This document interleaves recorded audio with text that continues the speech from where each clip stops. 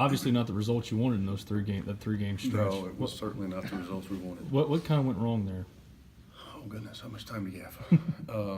If it was just one thing, then I would be encouraged because typically you can fix one thing.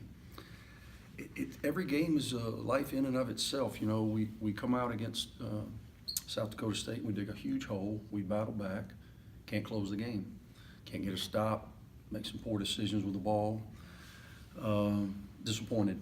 Bounce back, lead Virginia Tech for I think 37 of the 45 minutes.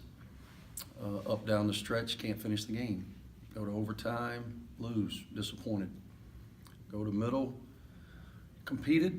4-point game with about a little under 4 to play. We score 1 of our last 8 possessions. They score 7 of their last 8 possessions. Don't make the plays that you need to make down the stretch. So it's a combination of a number of different things. And when you're playing quality competition, those things bite you, and that's what's happened to us. Andy, you said it's a bunch of different things that's going on. What's your biggest concern?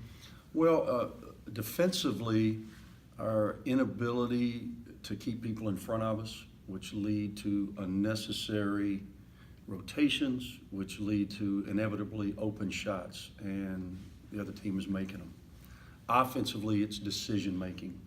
You know, basketball, unlike football, you can't script every play. Even though you can call things, there is a flow to the game and some of our decision making. And if you would have told me that would be one of our biggest issues through 8 games with the guards that we have and the experience that we have in the backcourt, I would have said, no, that's not going to be our issue. Our issue may be something else. I knew we may have an issue rebounding the ball, which has been a problem, but I never thought decision making would be a problem, and it has been to this point. Why do you think, Andy, you guys have seemed to lapse at times, not been able to play a whole half at a high level of efficiency?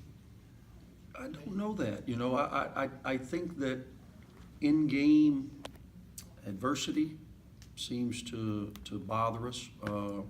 You know, again, when you lose 2 heartbreakers at home, I've been doing this for a while, and I've never been a part of back-to-back home losses in overtime.